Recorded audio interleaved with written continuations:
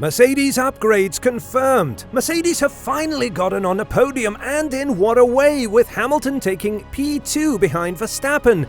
The Silver Arrows fans have something to be happy about, and apparently it will only keep getting better for them. Toto Wolff stated after the race, merely confirming the upgrades to the W14, meaning the Mercedes is now skyrocketing to the top of the grid and breathing down Aston Martin's neck. What are these upgrades and what could it mean for the next races?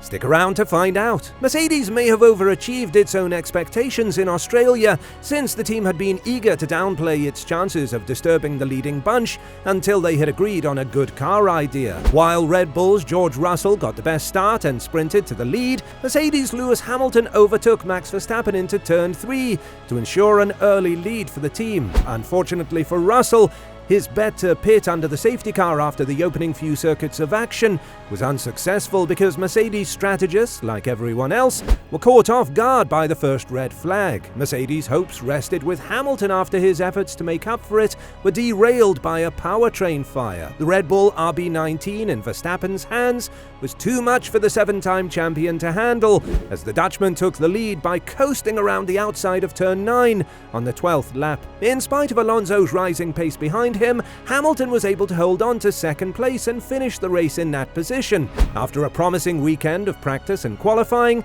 the team finished second and third respectively, but Russell's misfortune cost them the race. But the Brackley crew is in no mood to give up, and this has now been confirmed by Wolff, with the team principal announcing some major changes for Imola. More on this in a second. It is a fact that Mercedes has not lived up to its own expectations this season, or the last one, and as a result they have conceded that the zero pods idea, which had initially been met with skepticism, has failed. But also it has fallen short, at least in terms of keeping up with Red Bull, and they were, as Toto Wolff put it, proven wrong in their belief. A new one is currently in development, and a revised W14 will make its premiere at Imola. The W14 is not necessarily a bad car, but it is not good enough to regularly challenge or beat Red Bull, which is the target right now. This means they have to make a huge performance sacrifice, which the existing idea might not be able to handle. Mercedes' chances of winning the championship appear slim at this point, but it doesn't mean they're giving up hope altogether, because they got closer in Australia, and the upcoming upgrading package could be a huge step forward for them. George Russell powers his way past and up into 5th place. And now Toto Wolff has shone a bit more light on these changes that are on the horizon for the W14. With a major upgrade package ready to be loaded onto the W14, Mercedes' 2023 season nearly seems to be split in two, before and after Imola. Although there was an improvement in form in Melbourne, this car is still not performing at the level Mercedes has come to anticipate after 7 years of domination. Mercedes has announced that they would be releasing an upgrade package for the Emilia-Romagna GP, but they have only hinted at the fact that the car's overall idea will be altered. Wolff, the team's CEO and principal, has now provided some additional detail, suggesting that the car's layout will alter for the first of 2 races in Italy this season. "I don't want to change the goals yet," he told the Italian edition of motorsport.com. "I always want to think that we are here to fight for a world championship, even if it doesn't seem realistic. We're only at the beginning, and I want to keep the team motivated to do the best possible job. There are many innovations in the pipeline. The layout of the car will change at Imola, and we will see what this step entails." But even after just 3 races, winning the World Championship already seems like a tough ask, with Red Bull 58 points ahead of second place Aston Martin.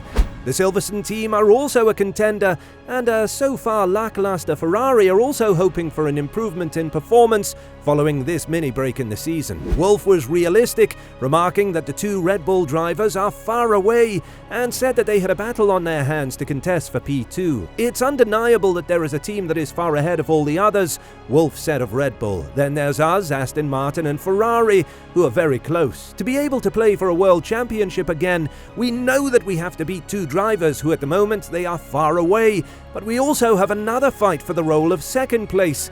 Let's say that they are 2 objectives." There weren't any comments on the actual layout issue that Lewis is talking about, the sense of being too far forward, too close to the front wheels or the front axle. Whether that is related to age or stress or perceptual issues It's not yet known. What the driver loses, or feels he does, is a cognitive distance related to ability to process information, so that they feel the margin of processing time they have, which translates to control, diminishes, and there is the sense of not being fully in charge. Hamilton, however, was pleased after the race, as he was able to hold off Alonso's attention for the whole race, and although the fact that George Russell now leads 3-0 in qualifying, that will not bother Hamilton when he looks at the drivers' table. 38 points plays Russell's 18, with the prizes handed out on Sunday, so as far as Hamilton is probably concerned, the Mr. Saturday tag for Russell can live on. If we continue to work together, we can definitely fight the Ferraris and the Red Bulls, and the battle's really with Fernando right now, stated the 7-time world champion after the race. The Emilia-Romagna Grand Prix will be an important one for Mercedes, but the first signs whether or not the W14 can compete this season at all for a victory will be visible in Baku at the end of April. When asked if Formula One teams are allowed to develop their cars over the Easter break, James Allison replied that they are indeed permitted to do so.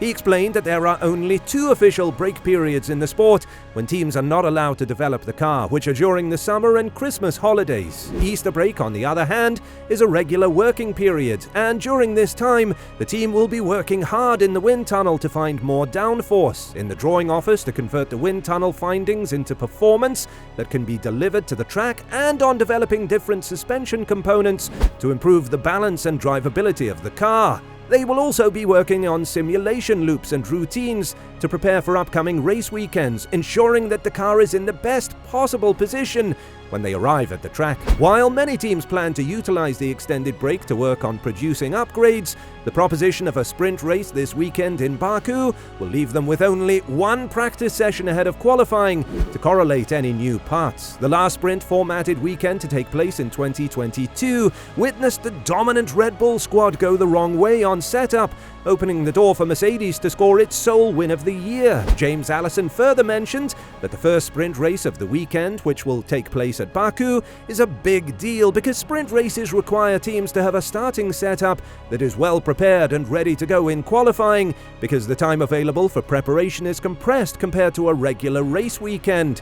The team will be working hard to ensure that they are well prepared for the sprint race weekend, focusing on optimizing their setup and strategy. They hope to perform well and have a good showing when they arrive at Baku in just a few weeks' time. It'll be interesting to see how much of a step forward Mercedes will be able to take with the Imola upgrade package. Aston Martin and Ferrari are also rumored to bring major upgrades around the same time, so we might see the battle between the top 4 teams heat up. This gives Red Bull something to think about. Let us know your thoughts and opinions in the comments below. Do you think Mercedes can make a huge comeback this season? Thank you for watching, and we'll see you next time.